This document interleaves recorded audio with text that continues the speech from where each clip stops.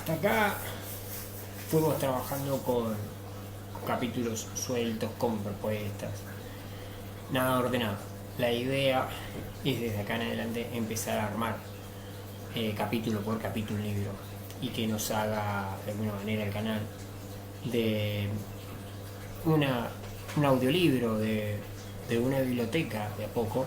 Es un poco ambicioso hablar de biblioteca, pero es algo que nos permita ir trabajando con un libro entero y que podamos seguir la lectura. De la misma manera que habíamos iniciado en otra oportunidad, se los voy a dejar como tarjeta por si lo quieren ver, el viejo libro de Tulio Alperindongui, Revolución y Guerra. Vamos a seguir avanzando sobre el clásico, por excelencia, clásico trabajo de Eric Hobsbawm, Historia del siglo XX, del cual tenemos algunos capítulos ya en el canal, pero vamos a intentar completar el libro entero de a poco y en pequeñas entregas. Así que paciencia y a trabajar. Bien, capítulo 2, la Revolución Mundial de Historia del siglo XX. Entonces, una de las primeras cuestiones que plantea es: la revolución es hija de la guerra, o sea, es inscindible, ¿sí?, el proceso de la revolución rusa en particular, ¿sí?, de la Primera Guerra Mundial. La guerra no genera por sí sola la crisis, la ruptura y la revolución. Hay cuestiones que se vienen acumulando dentro de la Rusia zarista que empujan a la revolución, pero no hay un detonante, no hay un elemento que genere la revolución en sí misma. Así como la revolución no se puede generar por sí misma, tampoco la revolución puede ser entendida solamente como hija de la guerra. Entonces las guerras en esta coyuntura solían beneficiar a los mentores del patriotismo, o sea, por lógica, en un contexto de guerra, el contexto de guerra debe favorecer el desarrollo del patriotismo, no de un proceso revolucionario. Entonces esta guerra no termina beneficiando a estas potencias beligerantes, terminan beneficiando a la potencia que inicialmente no es la beligerante, que es Estados Unidos. Entonces eso genera más desasosiego en las naciones que están en la guerra. La única alternativa frente a esta coyuntura, la única opción que ofrece salir de la guerra, salir de esta matanza aberrante, la primera matanza aberrante, porque la Segunda Guerra parece terrible, pero siendo todavía más asesina y más sangrienta, se naturaliza por los efectos de la primera. Entonces, como la primera gran matanza de millones de personas es la Primera Guerra, es la guerra más impactante en términos sociales, ¿sí?, no en términos históricos, sino en ese momento, en esa sociedad, lo más impactante es esa guerra. Entonces, la única salida, o el único que me ofrece una salida a esto, es el socialismo, que dice que la guerra es una guerra capitalista y hay que salir de esa guerra. Entonces, en principio, los efectos de la Revolución de Octubre son superiores a la Revolución Francesa, que ya habíamos visto. La Revolución Francesa es una revolución que, si bien se expande en Europa, que si bien tiene un impacto que trasciende la frontera francesa, la Revolución de Octubre se instala, nace y se funda obsesionada con una revolución universal, con el objetivo de expandirse a nivel mundial.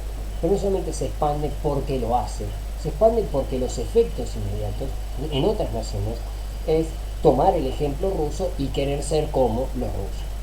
En segundo punto, entre el 30 y 40 años después, un tercio de la población mundial va a vivir bajo el socialismo. Eso significa que el impacto es efectivo. No es un impacto que podríamos suponer que es cultural, que es una moda, que es el shock del momento. No, 30, 40 años después, un tercio del mundo está viviendo bajo un régimen de carácter socialista. El impacto es concreto, es un dato de la realidad.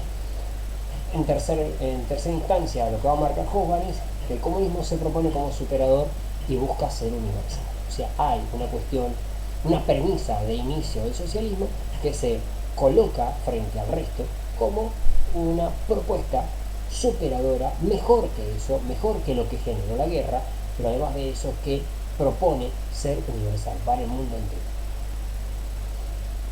En este contexto sucede la revolución burguesa, la revolución de febrero, o sea, la primera etapa del proceso de la revolución rusa.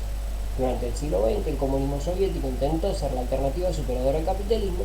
Ese enfrentamiento fue cada vez más irreal, o sea, fue cada vez más imposible que el comunismo soviético se enfrentara realmente al capitalismo. Fue más una cuestión de ripideces y de roces y nunca de confrontaciones reales. La Revolución de Octubre se veía a sí misma como la fase jacobina de la Revolución Francesa. O sea, lo que dijo la Revolución Francesa, lo que intentó la Revolución Francesa, que en definitiva era una revolución burguesa, la Revolución de Octubre venía a convertirla en la radicalización de esa revolución y llevarla al extremo de la liberación de la humanidad, ni siquiera de la clase obrera en sí.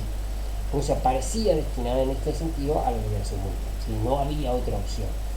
El patriotismo de la guerra, ¿sí?, que acompaña la Revolución de Febrero, que permite de alguna manera el estallido de esa primera etapa de la revolución, no alcanza para resolver el problema. El problema de fondo es la guerra, ¿sí? O sea, la matanza, los sufrimientos que se están ocasionando no tienen solución. Y esta Revolución de Febrero, que es una revolución burguesa, viene a tratar de calmar los ánimos, a ser de algún modo el vector de esa disidencia, de esa molestia, de ese enfado, pero no ofrece una solución, ¿sí? Esta Revolución de Febrero, según el calendario ruso, pero marzo para el calendario occidental, apunta entonces a catalizar ese conflicto, pero no puede resolverlo, porque es definitivamente una revolución, de alguna manera podríamos decir tibia, indecisa, que no resuelve el problema. Entonces, así como Rusia no estaba preparada para la revolución socialista, no lo estaba para la revolución burguesa liberal. O sea, no estaban las condiciones para una revolución comunista, claramente, pero tampoco para un proceso de democracia del tipo burgués, porque no había partidos, porque no tenía la solidez el desarrollo de los partidos, y tampoco en esa coyuntura de Primera Guerra Mundial los partidos no tenían las condiciones para resolver el nudo más importante de la Rusia zarista, que es la guerra. Y la guerra todavía, en términos burgueses, en términos capitalistas, implicaba seguir peleando. Y eso incluso termina alimentando con mayor fuerza la perspectiva socialista. Los socialistas aparecen más claramente ahora que antes todavía como la única opción para acabar con la guerra, porque estos burgueses liberales de Febrero van a seguir dentro del proceso de la guerra o del marco de seguir peleando. Los liberales eran una minoría en la Asamblea Constitucional, pero tampoco los comunistas constituían una mayoría genuina.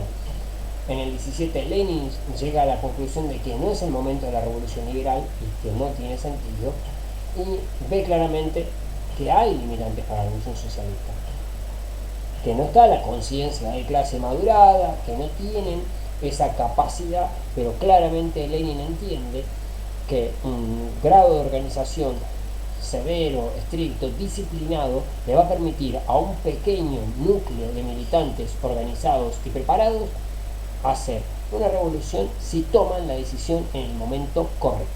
Entonces los revolucionarios rusos entienden esa necesidad de difundir la revolución y que el contexto era una coyuntura favorable. La guerra estaba deteriorándose a sí misma, no podía sostenerse en esa situación. Las monarquías que participaron en esa guerra empezaban a desmantelarse a sí mismas, o sea, a caerse a pedazos, mientras las protestas en Italia, en Alemania y en la propia Rusia demostraban una efervescencia popular por lo menos antibelicista, paradójicamente contraria al inicio de la guerra. El inicio de la guerra es el patriotismo que veníamos asociando en la primera parte, ese patriotismo propio de la guerra. Eso se empieza a desmantelar con los resultados evidentes de la guerra: muerte, sangre, masivas muertes y un desinterés de parte de los gobiernos por resolver el conflicto o por parar con la muerte y los asesinatos. Entonces, en ese contexto, el antibelicismo tiene mucho más fuerza. Esta burguesía liberal de Febrero no puede resolver ese antibelicismo, no tiene una respuesta para decir vamos hacia la paz, y el socialismo se presenta como una salida concreta. La Revolución de Febrero, el gobierno provisorio y los soviets es la convivencia de algo bastante complejo, donde el gobierno provisorio de Febrero trata de sostenerse en esa situación de transición entre la caída del zarismo y la consolidación de un gobierno provisorio en un contexto de guerra donde Rusia está cada vez más retrocediendo en el frente de batalla. En paralelo, los soviets, que son asambleas populares en los barrios, en las ciudades, constantemente están discutiendo y se consideran con la soberanía, o de alguna manera detentores de esa soberanía popular, con capacidad de decisión. Entonces existen en ese contexto por lo menos dos gobiernos, el gobierno provisorio y el gobierno de los soviets. Obviamente esto es lo que lleva de algún modo a la propuesta de Lenin de todo el poder a los soviets, o sea, que la asamblea popular sea la que decide, visto que el gobierno provisorio no lo hace. En ese contexto, ¿sí?, esa democracia directa, lo que lleva es justamente a un vacío político bien claro, donde los soviets van a empujar, a traccionar al gobierno provisional a decisiones que el gobierno provisional no va a tener. Entonces el gobierno provisional puede tomar decisiones, pero los soviets tienen derecho de veto, no en términos institucionales, en términos de no vamos a respetar la orden que diga. De aquí en adelante, todo el poder a los soviets. Todas las organizaciones políticas querían sumarse al soviet, aunque solo Lenin comprendía el poder que estaban encarnando. O sea, participar no era solamente eso, era utilizar a los soviets como forma o unidad elemental, unidad primaria, sería la frase concreta de Lenin, de la organización militante y de la organización comunista. Entonces, de esa manera yo podía catalizar los intereses de los campesinos, los intereses de los obreros, incluso siendo los intereses de los obreros o de los campesinos contrarios al programa original del partido. O sea, catalizar el descontento de los soviets en pro de la revolución permitía en un futuro al partido liderar esa revolución. Entonces la crisis sobreviene entre los intentos empresarios por restablecer la disciplina laboral y reconstruir las herramientas del capitalismo ruso, y por el otro lado la decisión del gobierno provisional de ir a la guerra nuevamente. Ese intento de la contraofensiva genera otra vez un conflicto mayor, donde ejército y campesinos deciden repartir la tierra y generar una reforma agraria de hecho, ¿sí?, no esperar una resolución, no resolverlo en un soviet y tomar la decisión. De ahí en adelante el camino empieza a despejarse para los bolcheviques, y el bolchevique empuja a la toma del poder inevitablemente de la mano de los soviets y de esta especie de democracia directa popular de hecho, sin ningún tipo de tapujo institucional. La revolución de octubre, ¿sí?, en la idea de Lenin, porque si no se tomaba el poder en un momento, ¿sí?, y de manera decidida, se perdería. Justamente no perder el tren de la revolución, es esa coyuntura donde yo puedo percibir que si es antes es un error, si es después también es un error. Debe ser en el momento justo y en ese momento con la decisión total para hacerse cargo de una revolución. No estar en la duda como el gobierno provisorio, o no llegar tarde como a veces algunas élites de los partidos comunistas han hecho en algunos intentos de revolución en América Latina o en el mundo en general. Entonces el régimen se sostuvo con la paz de Brest-Litovsk, o sea, básicamente la Rusia leninista resuelve rápidamente salirse de la guerra. No es dar lugar a los ganadores, dar lugar a los perdedores, es salirse de la guerra literalmente, porque no estaba dispuesta a entregar la muerte de uno más de sus paisanos rusos. En ese contexto se da poco tiempo después la derrota alemana. Rusia pierde varios de sus territorios como parte de Ucrania, Polonia, provincias del Báltico, territorios del sur y del oeste, pero más allá de esas pérdidas, lo más importante es que el final de la guerra y el firmado del Tratado de Brest-Litovsk le permite a las potencias beligerantes reunirse con parte del ejército blanco para iniciar un proceso de guerra civil en contra de esta Rusia soviética entre 1918 y 1920. Parecía que Europa no había aprendido con la guerra y estaba dispuesta a hacer una nueva guerra, ahora en territorio ruso. De acá en adelante el apartado que se llama la Revolución Mundial que no se produjo, pero que es interesante planteárselo como propuesta, para poder plantearlo en tiempo, y no desde el diario del lunes, viendo desde el presente los errores o las omisiones, sino cómo desde ese mismo momento se sentía de alguna manera el aroma a revolución en todos los lugares. Entonces la revolución arrinconó a Rusia durante unas décadas con esto de la guerra civil, pero justamente de la misma manera en que era arrinconada ese lugar, se producían movimientos estudiantiles revolucionarios en Pekín, en Córdoba, en Argentina, ¿sí? Se fundan partidos comunistas en varias partes de América Latina y del mundo. Eso radicaliza rápidamente también la Revolución Mexicana, ¿sí? Hay un movimiento de liberación en Indonesia, los pastores irlandeses de Australia incluso los finlandeses de Estados Unidos se afiliaron al PC. O sea, ese movimiento, ese fervor comunista, resultado de la revolución, marca esa moda, si quieren, esa onda expansiva que produce la revolución rusa y que de alguna manera aparece como una promisoria revolución mundial. Entonces rápidamente entonces se disemina la revuelta, ¿sí? Europa se ve barrida por una oleada de huelgas políticas que inician en Viena, que están en Budapest, que también en los territorios checos, hasta culmina en Alemania con una revuelta marinera en el Adriático. También hay campesinos búlgaros que declaran la república, que marchan sobre Sofía, hay un desmembramiento del imperio austrohúngaro.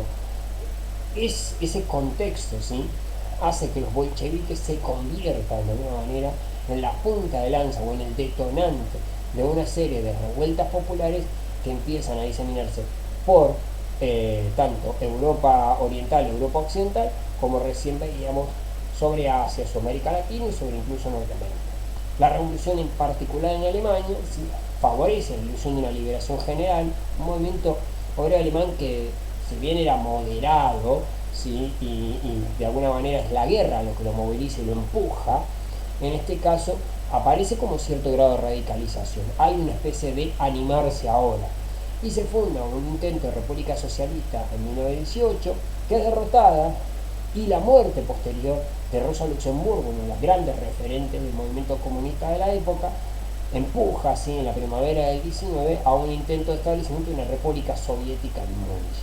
O sea, de la misma manera en que en un año es derrotado en Baviera, aparece una respuesta nueva en 1919 en Múnich. Eso es constantemente ver cómo la dinámica de la protesta social, la opción de pensar que existe la posibilidad de la revolución, lo lleva en diferentes lugares o en un mismo país, en diferentes regiones, a generar intentos o golpes socialistas, lo que le va dando paulatinamente mayor peso al Partido Comunista en cada uno de estos países. En ese contexto se da la reorganización, ¿sí?, de la Tercera Internacional Socialista.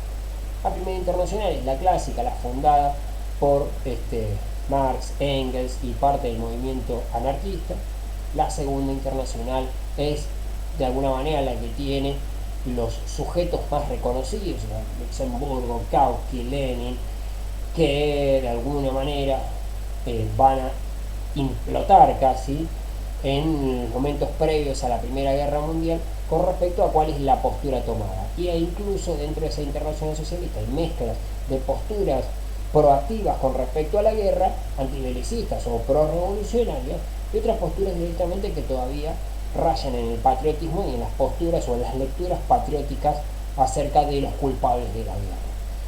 Eso hace que la Segunda Internacional se desmembre y en estas condiciones se reorganice la Tercera Internacional Socialista, ahora sí, de alguna manera organizada, fomentada por la futura Unión Soviética o el gobierno bolchevique de la Rusia revolucionaria.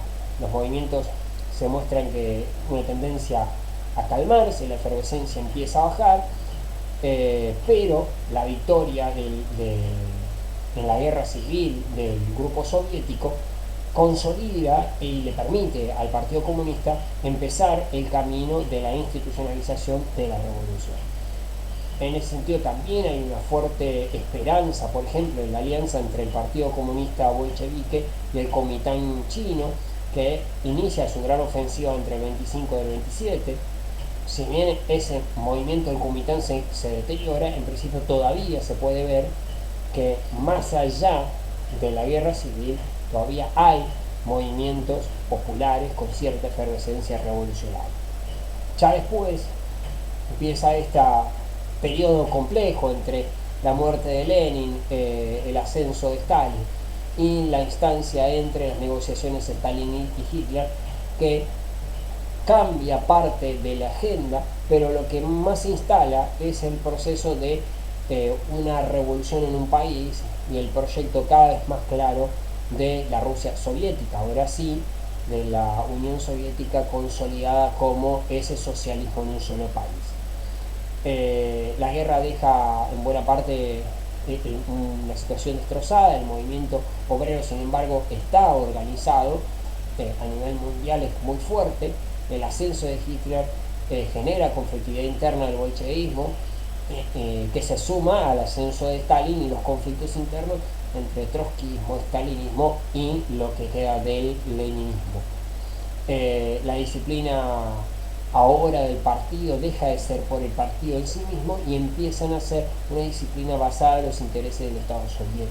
O sea, qué es lo que necesita el Estado soviético, y el movimiento internacional debería disciplinarse a eso. O sea, de algún modo, los militantes del Partido Comunista Argentino, Uruguayo, Chino, Somalí o de Sudáfrica empiezan a trabajar en la línea de lo que el Estado soviético requiere o necesita a nivel internacional. De ahí en adelante, la Unión Soviética sabe que la liberación mundial no viene de la mano de su intervención, pero no deja de participar en esos movimientos. En esa coyuntura del PC, gracias, digamos, a esta institucionalización del movimiento, empieza a consolidarse, empieza a crecer y hace mucho más sólida su presencia en esto que decíamos antes, ¿no? En el lapso de 30 años alcanza casi la tercera parte del mundo la población que vive bajo un régimen de carácter comunista. Si bien pierde dinámica, ¿sí? Con posterioridad a la muerte de Stalin, lo que es claro es que todavía sigue siendo el movimiento más importante a nivel mundial, aquel que lidera el Partido Comunista. En esas condiciones el capitalismo parece tener los días contados por el avance progresivo del comunismo, a veces lento, a veces más rápido, pero ese avance siempre, por lo tanto empieza a ocupar cada vez más espacios con respecto al capitalismo, y el capitalismo parece estar cada vez más atrincherado, cada vez más arrinconado. El comunismo tiende a absorber todas las corrientes revolucionarias, incluso las que no son netamente comunistas son absorbidas, y aquellas que no lo son o que no pueden ser absorbidas empiezan a ser marginadas, como el caso del anarquismo en particular, mientras que el PC y la Internacional inician la caza de las disidencias, de alguna manera de perseguir a todo el que es disidente. Por el otro lado, la resistencia antifascista le permite al PC ocultar esas disidencias y mostrarse como más sólido al empezar a incorporar nuevas corrientes que no son en sí comunistas o socialistas, pero sí son claramente antifascistas. O sea, la lucha contra el fascismo le permite al PC recomponer lo que de alguna manera se le estaba descomponiendo al empezar a perseguir esas disidencias. Paulatinamente el Partido Comunista empieza a deteriorarse a nivel mundial. Sin embargo, nadie podía ser más poderoso que la ideología que había instalado, y nadie lo va a hacer incluso después de Stalin. La muerte de Stalin instala como conflicto todas las cuestiones que estaban mal, la claridad de todo lo que estaba mal. Sin embargo, con todo eso, nadie va a poder superar la capacidad política internacional del Partido Comunista durante lo que podemos llamar la primavera política del estalinismo. O sea, lo que el estalinismo logra en cuanto a movimiento mundial no lo logra nadie, más allá de todas las críticas que al estalinismo se le realizan en torno a justamente las aberraciones que ha cometido. El Mayo francés entonces representa una crítica profunda, ¿sí?, a estas situaciones que se ven de post-estalinistas, pero lo que claramente también marca es que es una relectura marxista y no deja el marxismo de ser todavía una referencia intelectual para poder explicar cómo se hace una revolución a nivel mundial. Mientras las críticas entonces aumentan al comunismo, se sigue siendo el comunismo el movimiento más grande del mundo, más allá de las críticas que van a recibir. Vamos a una cuestión que aparece y que me parece relevante dentro de todo esto. Juan va a reconocer la maquinaria del PC. El Partido Comunista tiene una maquinaria de funcionamiento, lo habla de una ingeniería social con una de las mayores eficacias a nivel militante, que es la capacidad que tiene el PC para organizarse como un Estado Mayor del Ejército. Lo que busca es, con pocos militantes, una gran entrega personal y una disciplina interna y personal muy fuerte. De esa manera, el Partido Comunista, con pocos militantes, puede lograr acciones de mayor impacto. Ahí cumple una función muy importante las élites de esos partidos, que también llamadas vanguardias, que a menudo suelen estar enfrentadas con los sentimientos de la masa, pero que gracias a su capacidad de ser disciplinadas traccionan las decisiones concretas, ¿sí?, y las formas de alguna manera, de avanzar sobre las conflictividades sociales. En este sentido, por ejemplo, las guerrillas, ¿sí?, que aparecen asociadas a los levantamientos campesinos franceses contra la revolución, o sea, como una acción reaccionaria, acá van a aparecer con los bolcheviques y eventualmente los bolcheviques los van a llamar partisanos y los van a potenciar en algunos sentidos y en algunos sentidos los van a criticar, los van a perseguir. Esa forma de resistencia que ya estaba contra Franco, o sea, como parte del movimiento comunista, no figura entre las estrategias revolucionarias del PC, no está considerada. Sin embargo, la guerrilla paulatinamente va a pasar de ser la típica reaccionaria de la Revolución Francesa a ser una acción como individualista, salida del partido en el modelo partisano que los bolcheviques interpretan, a ser cada vez más genuinamente el modelo de resistencia contra Franco y el modelo de cabeza revolucionaria del Comitán, después también del PC chino y con mucha fuerza con Sandino, con Lampiao en Brasil. O sea, esos modelos de Indochina, de Corea y de la Cuba revolucionaria van a instalar la guerrilla como una estrategia que no está, podríamos decir, consolidada dentro del marco del Partido Comunista, pero que aparece como ciertamente efectiva dentro de los procesos revolucionarios.